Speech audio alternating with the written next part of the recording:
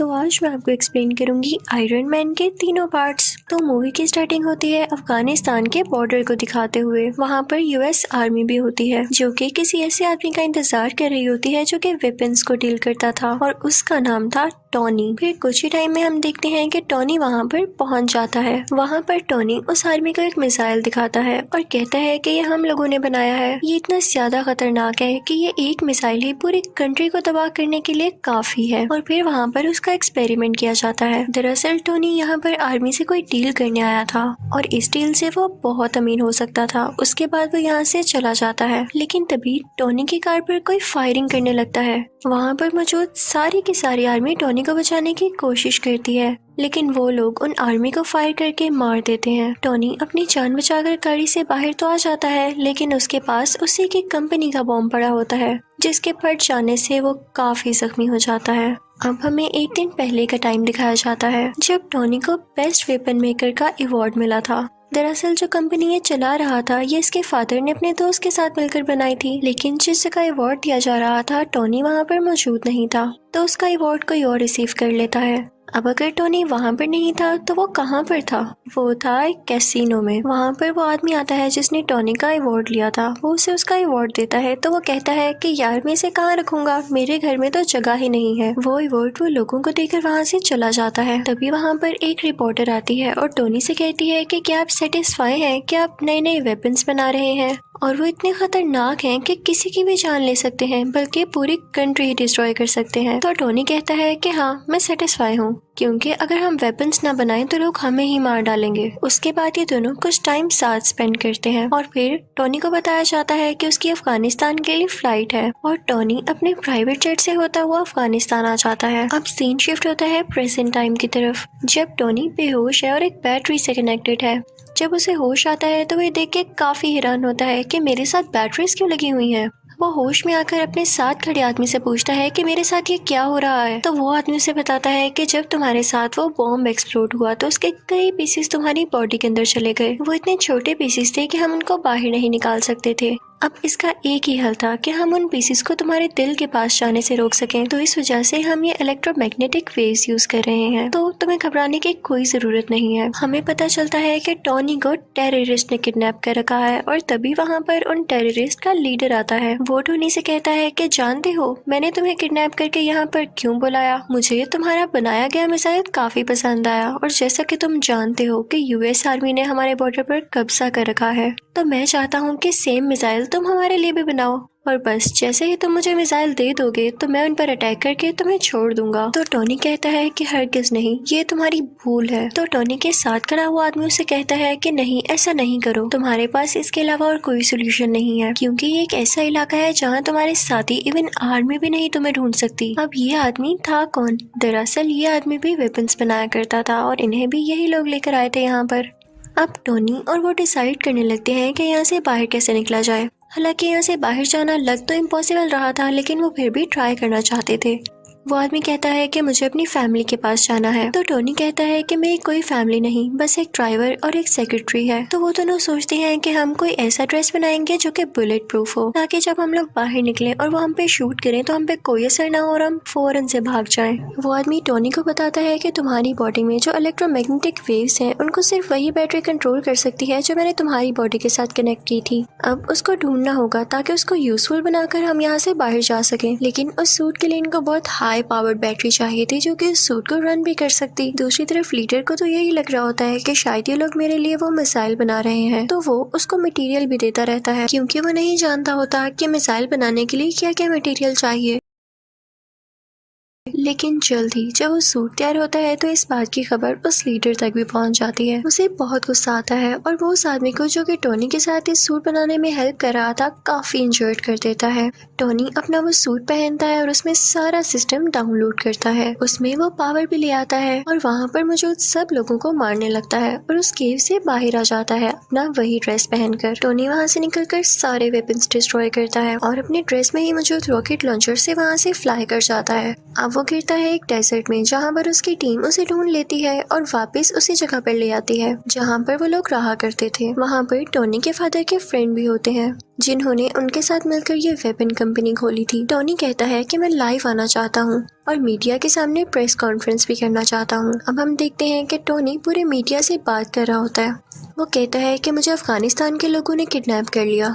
उन्होंने मुझसे डिमांड की कि मैं उनको भी वेपन्स बना कर दूं। मैंने ये सोचा है कि मेरे वेपन्स इतनी प्रॉब्लम्स क्रिएट कर रहे हैं और वो लोग भी मेरे वेपन्स को हासिल करके जंग करना चाहते हैं, वॉर करना चाहते हैं और मैं ये सब नहीं चाहता, इसलिए मैं अपनी कंपनी ही बंद कर रहा हूँ। और एटलीस्ट अगर कंपनी बंद ना भी की तो मैं ऐसे वेपन्स कभी नहीं बनाने वाला।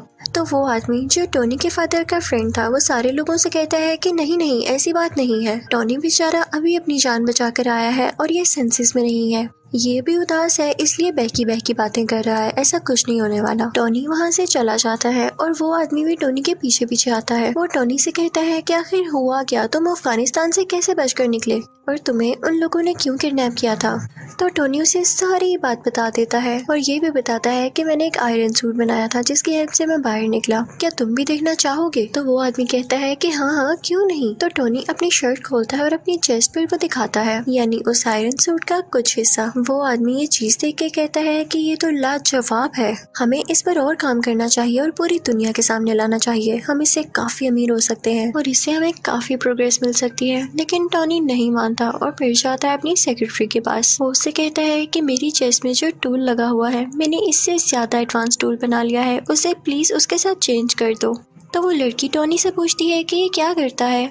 तो टोनी उसे बताता है कि मेरी बॉडी में कुछ मेटल पीसीज हैं, ये उनको मेरे दिल तक जाने से रोकता है और मेरी बॉडी में और ज्यादा पावर और एनर्जी बनाता है। दूसरी तरफ डेजर्ट में उन अफगानिस्तान के टेररिस्ट को उस सूट के कुछ पार्ट्स मिल जाते हैं जिसे वो लोग जोड़कर पता लगा लेते हैं कि असल में चीज क्या है। और उधर टोनी भी एक नए ड्रेस बनाने की कोशिश में होता है। उसने उस ड्रेस में और ज्यादा अच्छे रॉकेट लॉन्चर्स लगा रखे थे जो उसे उड़ने में मदद देने वाले थे। अब वो अपने ड्रेस में लगे सिस्टम को ऑर्डर देता है कि मुझे और ऊपर उड़ाओ, लेकिन जब वो काफी ज्यादा ऊपर पहुंच जाता है तो उसके ड्रेस में बर्फ जमने लगती है सर्दी की वजह से और उसके सिस्टम में एरर आ जाता है और वो नीचे आकर गिरता है।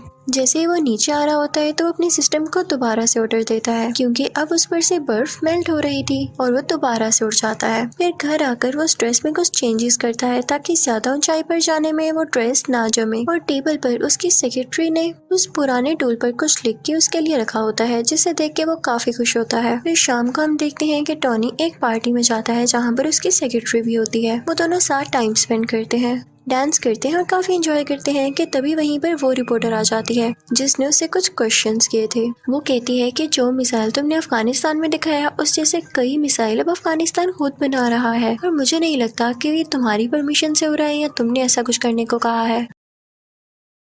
टोनी एकदम बहुत गुस्से में आ जाता है और उसे लगता है कि हो ना हो ये काम उसी आदमी का है जो कि उसके फादर का दोस्त था, यानी उस कंपनी का शेयर पार्टनर। टोनी सीधा उस आदमी के पास जाता है और उससे पूछता है क्या वाकई में तुमने वो मिसाइल वहाँ पर भेजा है। तो वो कहता है कि हाँ मुझे ऐसा करना पड़ा। तो टोनी कहता है क्या तुम्हें पता भी है वहाँ पर जो टेररिस्ट हैं वो लोगों को कितना मार रहे हैं और तुमने उन्हीं टेररिस्ट की मदद कर दी, हमारी कंपनी ऐसे काम नहीं करती। लेकिन वो उसकी एक नहीं सुनता। फिर टोनी घर आ जाता है और खुद ही कुछ करने का ट्राई करता है। टोनी अपने ड्रेस को बहुत एडवांस बना लेता है। उसमें उसने हर तरह की टेक्नोलॉजी यूज कर दी थी जो कि फायर भी कर सकती थी और छोटे छोटे रॉकेट्स भी शूट कर सकती थी।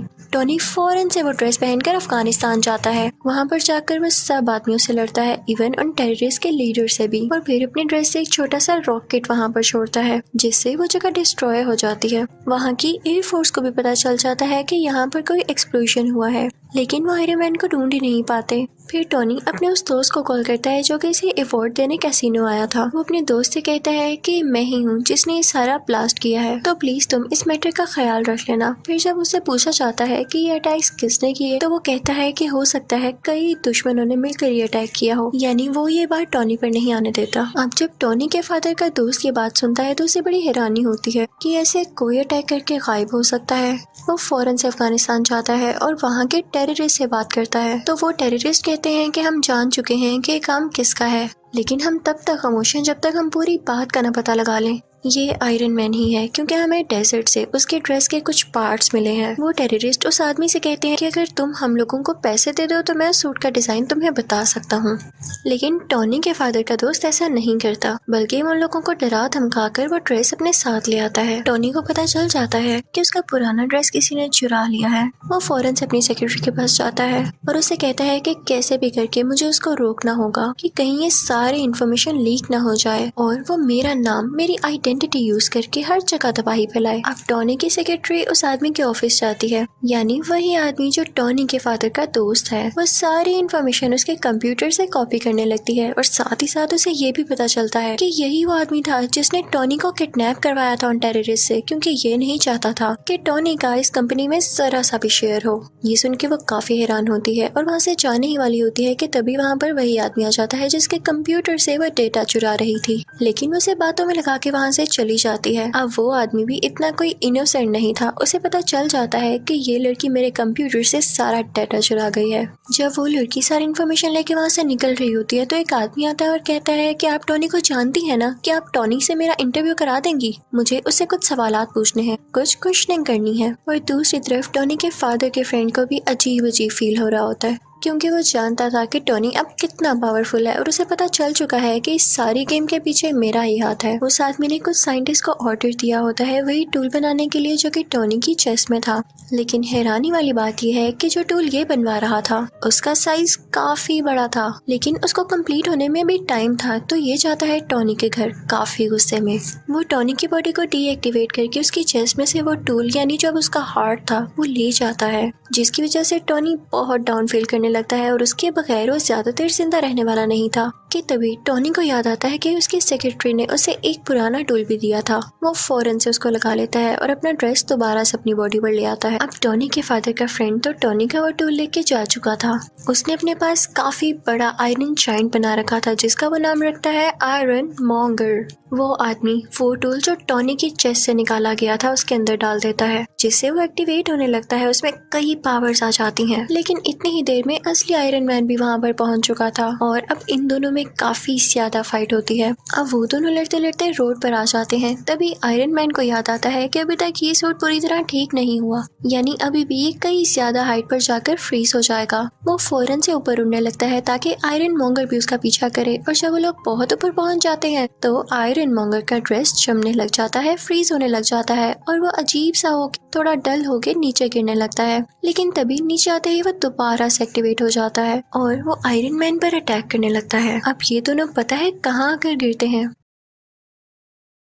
उसी लैब पर जहाँ पर ये बहुत बड़ा टूल बनाया जा रहा था। इस टूल को उसी आदमी के साइंटिस्ट बना रहे थे जो टॉनी के फादर का फ्रेंड था। अब आयरन मैन अपनी सेक्रेटरी को फौरन से कहता है कि तुम ये टूल एक्टिवेट कर दो, मैं यहाँ से फौरन से भाग जाऊंगा और इसका सारा का सारा इफेक्ट इस आयरन मॉन्गर पर हो जाएगा, क्योंकि ये नहीं जानता होगा कि टूल स्टार्ट होने वाला है। वो लड़की ऐसा ही करती है। उसमें काफी ज्यादा रेज निकलती हैं जो कि आयरन मॉन्गर के गिर्द आ जाती हैं और इन रेज की वजह से आयरन मॉन्गर मारा जाता है। अब अगले दिन हम देखते हैं कि टॉनी की प्रेस कॉन्फ्रेंस होती है और सारे उससे क्वेश्चन कर रहे होते हैं कि क्या आप ही हो आयरन मैन? तो उसके पास एक आदमी आता है और कहता है कि नहीं, आपने ये नहीं कहना, आपने ये कहना है कि उसमें आपका बॉडीगार्ड था और उन दोनों में आप इसमें कोई पर्सनल इश्यूज की वजह से लड़ाई हो रही थी और आपके फादर के फ्रेंड भी नेचुरल डेथ मरे। लेकिन टोनी वो स्क्रिप्ट उठा के सब लोगों के सामने चला जाता है। तभी उसका दोस्त उसके कान में कहता है कि जो भी बात सच है वही बोलिएगा। आयरन मैन सबके सामने बोल देता है, आई एम आयरन मैन।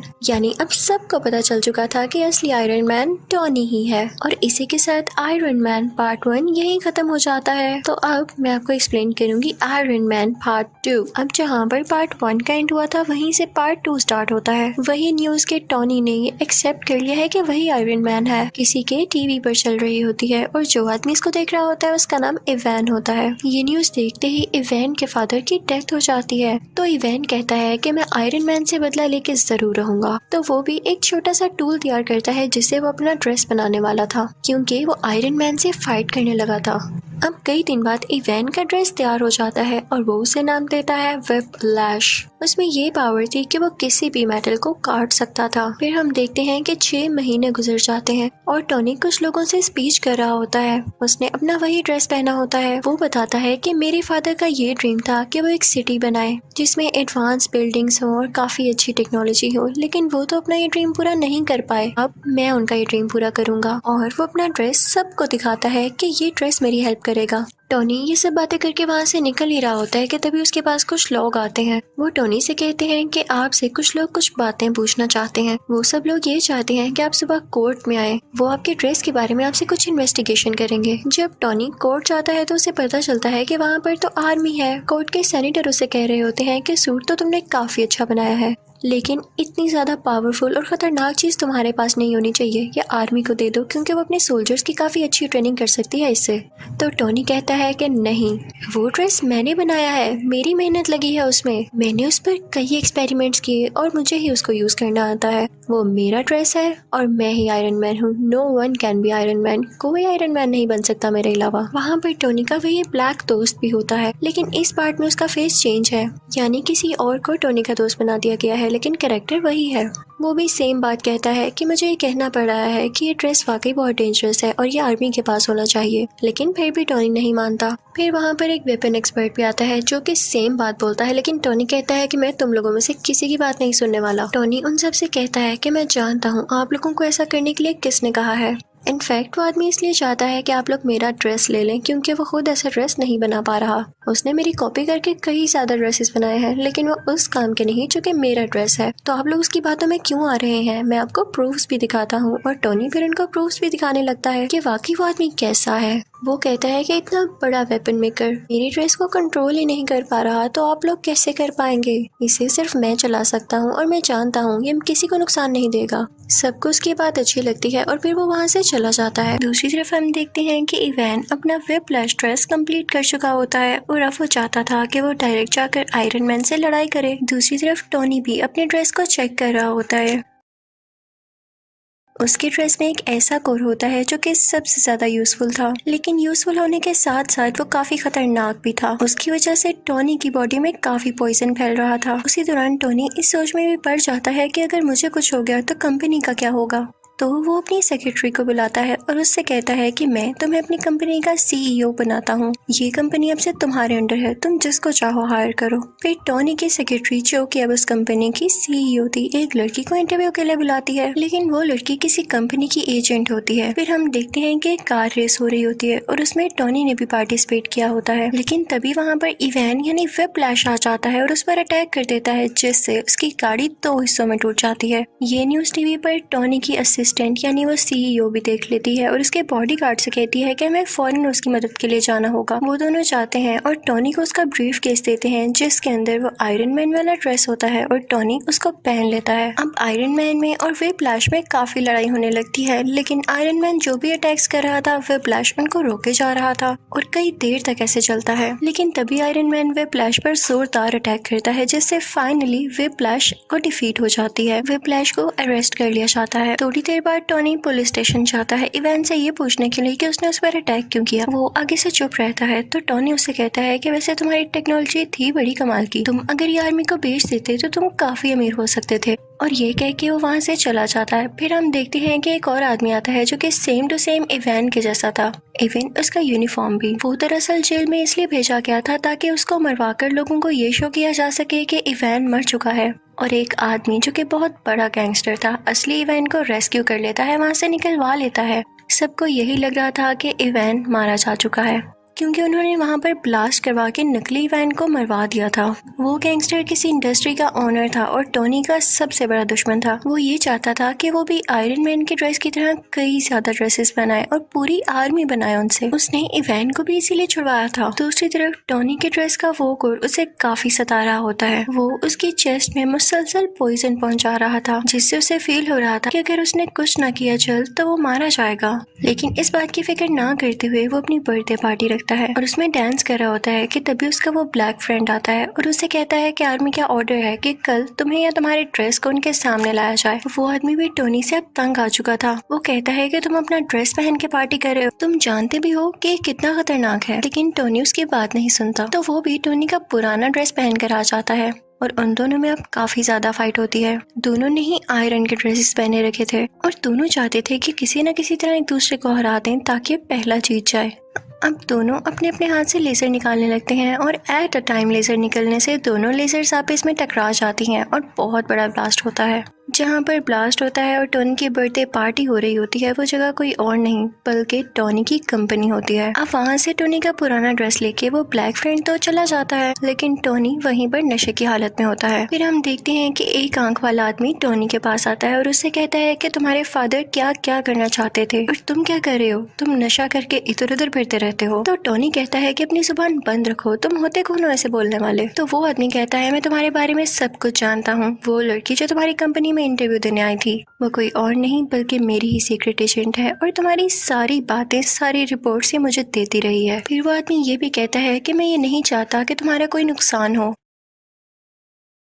मैं चाहता हूँ कि तुम और ज्यादा अच्छा एक ड्रेस बनाओ जिससे पूरी दुनिया को फायदा हासिल हो और मेरे पास तुम्हारे फादर की कुछ चीजें भी हैं, चाहो तो उन्हें मेरे से ले सकते हो। टोनी उस एक आंख वाले आदमी के पास से वो सारी चीजें ले आता है तो उसे पता चलता है कि उसके फादर जो सिटी बनाना चाहते थे वो उस टूल की मदद से बनाई जा सकती है। वो उस पर पूरी तरह से रिसर्च करने लगता है। वहाँ पर उसको कोड का पूरा डिजाइन भी नजर आ जाता है। वो उस पर थोड़ी सी और रिसर्च करता है और काफी चेंजेस करने के बाद बहुत ही ज्यादा एडवांस टूल बना लेता है और फिर उसी टूल से वो एक नया ड्रेस तैयार करता है जिसको वो नाम देता है मार्क 6। और साथ ही उसे इवेन की कॉल भी आती है जो कहती है कि मैंने तुम्हारे दुश्मन के साथ मिलकर एक काफी अच्छा ड्रेस तैयार कर लिया है, मैं वेट करूंगा उस दिन का जब तुम और मैं आमने सामने होंगे और देखते हैं कि कौन जीतता है। मैं आप लोगों को राज बताती हूँ कि इन लोगों ने वो ड्रेस किस तरह से तैयार किया। टोनी का वो पुराना ड्रेस जो कि टोनी का दोस्त आर्मी के पास लेके आया था, उस ड्रेस में इवान ने और टोनी के दुश्मन ने कुछ चेंजेस किए और उसको और ज्यादा एडवांस बना दिया कुछ टेक्नोलॉजीज की मदद से, जो कि बहुत सारी वॉर्स लड़ सकता था और फाइट कर सकता था। अब दूसरी तरफ टोनी का दुश्मन लोगों से स्पीच कर रहा होता है कि मैंने आयरन सोल्जर्स बनाए हैं क्योंकि अब आयरन आर्मी का दौर है। दूसरी तरफ टोनी को भी पता चल जाता है कि इवान किसी के साथ सच्चा नहीं है, तो वो जाता है अपने उसी दुश्मन के पास, उसी इंडस्ट्री के ओनर के पास और उसे जाके कहता है कि इवान तुम्हारे साथ धोखा करेगा, वो तुम्हारी सारी आर्मी को अपने कब्जे में कर लेगा और वो सिटी पर अटैक कर देंगी। और ऐसे ही होता है, इवेंट देखते ही देखते सब सूट्स को अपने काबू में कर लेता है और उस वॉर मशीन को भी, जो कि इन लोगों ने नई टेक्नोलॉजीज के साथ तैयार की थी। वही ड्रेस जो कि टोनी का पुराना ड्रेस था। टोनी उस इंडस्ट्री के ओनर से कहता है कि मैंने कहा था ना, जाओ अब अपने सोल्जर्स को कंट्रोल करो, लेकिन अब बहुत देर हो चुकी थी। तो वो सीक्रेट एजेंट वहाँ पर पहुँचती है जहाँ पर इवान इन सारे आयरन सोल्जर्स को कंट्रोल कर रहा होता है, लेकिन वो सारे के सारे अपना कंट्रोल खो चुके थे। तभी वहाँ पर आता है टोनी जो कि अब आयरन मैन बन चुका था। वो आते ही अपनी पावर्स का यूज करता है और सारे आयरन सोल्जर्स को मार गिराता है, लेकिन तभी उसके सामने आ जाता है व्हिप्लैश जो कि ज्यादा स्ट्रॉन्ग हो गया था अपने उसी ड्रेस में। टोनी यानी आयरन मैन उस पर अटैक करने लगता है, लेकिन अब उस पर कुछ असर नहीं हो रहा था क्योंकि व्हिप्लैश अब काफी स्ट्रॉन्ग हो चुका था और अब वो जानता था कि आयरन मैन का मुकाबला कैसे करना है। तभी टोनी को याद आता है कि जब उसकी और उसके ब्लैक फ्रेंड की लेजर आपस में टकराई थी तो बहुत बड़ा ब्लास्ट हुआ था। वो अपने उस फ्रेंड से कहता है कि हम वो एक्सपेरिमेंट दोबारा से करते हैं। अब वो दोनों ऐसे ही करते हैं और वहाँ पे काफी बड़ा ब्लास्ट होता है। व्हिप्लैश वहीं पर मारा जाता है। अब अगले सीन में हम देखते हैं कि टोनी के पास वही एक आंख वाला आदमी आता है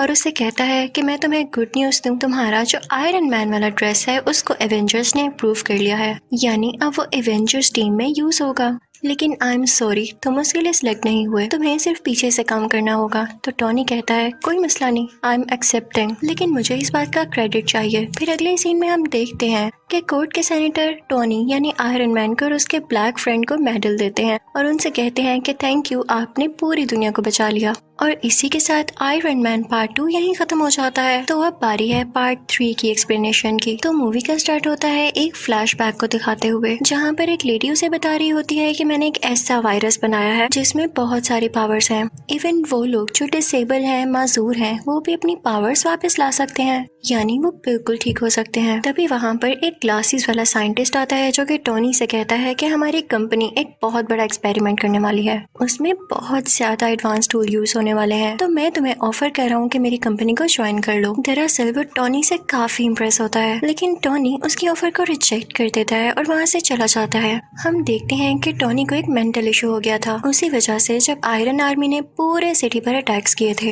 और टोनी उन्हें शुरू में बचा नहीं पा रहा था, उसे वो फ्लैशबैक बार बार आते थे और इसी को लेके वो काफी सैड और बुरा फील किया करता था। लेकिन उसका दोस्त उसे हौसला देता है। आयरन मैन सोचता है कि अगर उन लोगों ने दोबारा से अटैक कर दिया तो मैं क्या करूंगा। इसके लिए वो आयरन मैन की पूरी टीम बना देता है और वो उस टीम का नाम रखता है आयरन लीजन। अब हमें पता चलता है कि पूरी कंट्री में दोबारा से अटैक्स हो रहे हैं और वो कोई और नहीं बल्कि मैंड्रिन नाम का एक आदमी करवा रहा है। टोनी यानी आयरन मैन का एक बॉडीगार्ड भी उसी कंट्री में होता है जो कि उन अटैक्स की वजह से शदीद जख्मी हो चुका था। टोनी उससे बहुत प्यार करता था, इसलिए उसे गुस्सा आ जाता है। तो वो प्रेस कॉन्फ्रेंस करता है कि अगर ये अटैक्स ना रोके गए तो मैं उस मैंडरिन के साथ बहुत बुरी तरह पेश आऊंगा। लेकिन लगता है ये बात उसकी मैंडरिन को बिल्कुल पसंद नहीं आती। वो जनाब टोनी के घर पर ही अटैक करवा देता है, जिससे टोनी यानी आयरन मैन का घर पूरी तरह से तबाह हो जाता है। उस वक्त टोनी के साथ वही लड़की भी थी जिसने वो वायरस बनाया था जो कि डिसेबल लोगों को ठीक कर सकता था। आयरन मैन अपना ड्रेस पहनता है और उस लड़की को बचाकर वहाँ से ले जाता है। लेकिन आयरन मैन के सूट में एक एरर आ जाता है। जिस जगह उसने लैंड करना था वो वहाँ पर नहीं जाता बल्कि किसी ऐसी जगह में गिर जाता है जहाँ पर स्नो फॉलिंग हो रही होती है। लेकिन स्टिल होप यानी उम्मीद अभी भी बाकी थी, क्योंकि उस सूट में पावर जो बाकी थी वो चाहता तो उस जगह पर वापस जा सकता था जहाँ पर उसको जाना था। दूसरी तरफ पूरी दुनिया काफी सैड होती है क्योंकि उनको ये लग रहा था कि टोनी मारा जा चुका है उस अटैक में जो कि उसके घर पर हुआ, क्योंकि उसके बाद टोनी किसी को दिखाई जो नहीं दिया। आयरन मैन जिस विलेज में गिरा था वहाँ पर उसे एक बच्चा दिखाई देता है। वो उससे कई बातें करने लगता है क्योंकि वो बच्चा उसको काफी इनोसेंट लगता है। टोनी देखता है कि वो विलेज भी तबाह हो चुका है और सेम उसी तरीके से ये तबाह हुआ है जिस तरीके से टोनी के घर पर अटैक किया गया। तो वो समझ जाता है कि जरूर इसके पीछे मैंडरिन का ही हाथ है। अब वो इस सारे केस पर रिसर्च करने लगता है। उसे पता चलता है कि ये एक्सप्लोजन्स किसी वेपन के जरिए नहीं हुए बल्कि ये उन सोल्जर्स ने किए हैं जो कि सुपर पावर्स रखते हैं। टोनी सबसे मैंडरिन की लोकेशन के बारे में पूछता है लेकिन उसे कुछ पता नहीं चलता। सरप्राइजिंगली वो बच्चा उसे मैंडरिन की लोकेशन तक पहुंचा देता है। विलेज में टोनी ने कुछ वेपन्स भी तैयार कर रखे थे जो वो अपने साथ लेकर यहाँ आया था। वहाँ पर उसे पता चलता है कि मैंडरिन तो था ही नहीं, वो ड्रामा कर रहा था कि जैसे वो वहाँ पर हो। वहाँ पर सिर्फ एक आदमी था कि जो उस जगह की वीडियोस बनाकर पब्लिश किया करता था। फिर यहाँ हम देखते हैं कि वही ऐनक वाला साइंटिस्ट टोनी से मिलता है और दरअसल ना तो उसको ऐनक लगी थी और ना ही वो उसका गेटअप था, वो भी उसका फेक गेटअप था। वो टोनी को बताता है कि मैंने वही वायरस यूज करके खुद की डिसेबिलिटी को खत्म कर दिया है और अब मैं काफी स्ट्रॉन्ग हो चुका हूँ। वो साइंटिस्ट टोनी को बताता है कि मैंने तुम्हारी दोस्त यानी तुम्हारी सेक्रेटरी को भी किडनैप कर रखा है। वो उसे उसका विजन दिखाता है कि ये देखो, ये अब मेरे कब्जे में है। वो दरअसल कहीं और पर किडनैप हुई भी होती है और ये सिर्फ उसकी इमेज होती है, एक होलोग्राम। अब वो लड़की जिसने वायरस तैयार किया था वो कई सालों से साइंटिस्ट के लिए काम कर रही थी, लेकिन जब उस साइंटिस्ट को पता चलता है कि ये टोनी से भी मिलने गई थी तो वो उस लड़की को वहीं पर शूट कर देता है। हम देखते हैं कि वो साइंटिस्ट काफ़ी अच्छी टेक्नोलॉजी यूज़ करता था जिसकी वजह से उसकी लोकेशन कोई भी ट्रैक नहीं कर पाता था। वहाँ पर वॉर मशीन भी होती है जो कि टोनी का फ्रेंड चला रहा होता है, यानी वही आयरन सूट जो वो लेकर भागा था। लेकिन अब उस ड्रेस का नाम चेंज कर दिया गया था और ये उसी साइंटिस्ट ने किया था। दरअसल वो टोनी को ये बताना नहीं चाहता था कि ये वही ड्रेस है। वो उस ड्रेस को यानी वॉर मशीन को अपने पास ले आता है, लेकिन टोनी भी काफी पावरफुल था। वो वहाँ से जान छुड़ाकर भाग चुका था क्योंकि उसे मैंडरिन की लोकेशन का पता लगाना था। इसी दौरान टोनी को पता चलता है कि वो साइंटिस्ट वो एडवांस ड्रेस चुराकर यूएस के प्रेसिडेंट को मारना चाहता है और इसके लिए उसे कुछ भी करके उसे रोकना होगा। और इसी पर्पस के लिए वो साइंटिस्ट वहाँ पर पहुँच जाता है जहाँ पर वो प्रेसिडेंट होते हैं जो कि किसी और कंट्री जाने के लिए तैयार हो रहे थे। वो उसे किडनैप कर लेता है और अपनी सीक्रेट लोकेशन पर ले आता है जहाँ पर कोई नहीं पहुँच सकता था। लेकिन टोनी वहाँ पर पहुँच ही जाता है क्योंकि उसकी हेल्प की थी उस छोटे बच्चे ने और टोनी था भी बहुत टैलेंटेड। टोनी वहाँ पर जाकर सारे बाकी पैसेंजर्स को भी बचा लेता है, लेकिन जब बारी आती है प्रेसिडेंट को बचाने की तो इतनी ही देर में वो साइंटिस्ट उसे लेकर वहाँ से जा चुका होता है और वो नाकाम रह जाता है प्रेसिडेंट को बचाने में। लेकिन हमें ये जरूर पता चल जाता है कि साइंटिस्ट की सीक्रेट लोकेशन क्या थी। ये समंदर के पास एक खुफिया जगह थी और ये प्रेसिडेंट को यहाँ पर पता है क्यों लाया था, क्योंकि ये उनकी डेथ पूरे सोशल मीडिया के सामने लाइव दिखाना चाहता था, जिससे इसको पॉपुलैरिटी मिलती यानी ये मशहूर हो जाता और लोग इससे डरने लगते। और प्रेसिडेंट को पकड़ना इतना आसान नहीं हुआ था, बल्कि प्रेसिडेंट के नीचे जो बंदा होता है यानी वाइस प्रेसिडेंट, उसने जेलसी में आकर प्रेसिडेंट की किडनैपिंग में उस साइंटिस्ट की हेल्प की थी। उसने ये लालच में भी किया था क्योंकि उसकी एक डिसेबल बेटी थी जिसको साइंटिस्ट ने वही वायरस देकर ठीक कर दिया था। अब हम देखते हैं कि टोनी और उसका ब्लैक फ्रेंड उसी जगह पर होते हैं जहाँ पर वो साइंटिस्ट होता है, यानी समंदर के पास वाली खुफिया जगह में। टोनी अपने दोस्त को कहता है कि मैं अपनी असिस्टेंट यानी सीईओ को बचाऊंगा और तुम जाकर प्रेसिडेंट को बचाना। फिर हम देखते हैं कि आयरन मैन उस आदमी के सामने पहुंच चुका है, यानी उस साइंटिस्ट के सामने। उन दोनों में काफी फाइट होती है, दोनों ने ड्रेसेस पहन रखे थे और दूसरी तरफ वो ब्लैक फ्रेंड भी प्रेसिडेंट को बचा देता है और उन्हें भी आयरन ड्रेस पहनाकर सेव कर लेता है और कहता है आप यहाँ से चले जाएं अभी के लिए। आयरन मैन भी उस सीईओ को यानी अपनी दोस्त को बचा लेता है, लेकिन बचाते बचाते वो नीचे गिर जाती है जहाँ पर बहुत ज्यादा आग लगी होती है। टोनी यानी आयरन मैन डर जाता है कि ये तो जल जाएगी अब, लेकिन एक मजे की बात ये थी कि उस साइंटिस्ट ने इसके अंदर भी वो वायरस इंजेक्ट कर रखा था जिसकी वजह से उसे आग से कुछ नहीं होता और वो ठीक हो जाती है। ये तो इनके लिए प्लस पॉइंट हो गया था। अब हम देखते हैं कि टोनी यानी आयरन मैन जाता है उसी साइंटिस्ट के पास। उन दोनों में काफी ज्यादा फाइट होने लगती है, लेकिन जब वो देखता है कि इस पर ना तो मेरी आर्मी का कोई असर हो रहा है ना तो मेरे अटैक्स का, तो उसके पास एक आइडिया आता है। वो अपना ड्रेस उतारता है और उसे साइंटिस्ट को पहना देता है और उस ड्रेस में एक खास बात ये थी कि वो अपने आप को ही ब्लास्ट कर लेता था और टोनी फिर ऐसा ही करता है, वो ड्रेस ब्लास्ट हो जाता है। लेकिन वो साइंटिस्ट बहुत चालाक था, उसने भी वो वायरस अपने अंदर इंजेक्ट कर रखा था जिसकी वजह से वो सरवाइव कर जाता है और उसे कुछ भी नहीं होता। बस इतना है कि वो जल चुका था, लेकिन स्टिल उसमें अभी भी पावर थी काफी ज्यादा। और तभी वहाँ पर वो सीईओ भी आती है और वो साइंटिस्ट को पूरी तरह से मार देती है, जिससे फाइनली वो मर जाता है। फिर वो सीईओ आती है टोनी के पास, वो दोनों गले लगते हैं और कन्फेस करते हैं कि वो एक दूसरे को पसंद करते हैं। उधर टोनी अपनी बाकी आयरन आर्मी को भी ऑर्डर देता है कि खुद को ब्लास्ट कर लो और ऐसा ही होता है। आसमान में लग रहा होता है जैसे फायरवर्क्स चल रहे हों। फिर नेक्स्ट सीन में हम ये भी देखते हैं कि पुलिस ने नकली मैंडरिन और उस वाइस प्रेसिडेंट को भी अरेस्ट कर लिया है। फिर हम देखते हैं क्योंकि टोनी यानी आयरन मैन काफी मशहूर हो चुका था, तो दुनिया के बड़े बड़े सर्जन्स उसका ऑपरेशन करते हैं। उसमें जो मेटल के पीसीस होते हैं वो उसको निकाल देते हैं। ये बहुत ही बड़ी गुड न्यूज थी, यानी ना उसे किसी टूल की जरूरत थी, ना उसे किसी कोर की, ना ही ड्रेस की जरूरत थी उसे जिंदा रखने के लिए। वो उस टूल को पानी में फेंक देता है और उसकी दोस्त यानी सीईओ को भी ठीक कर दिया जाता है। यहाँ पर इस मूवी की हैप्पी एंडिंग हो जाती है। आई होप आपको ये तीनों पार्ट्स अच्छे लगे होंगे। Thank you for watching.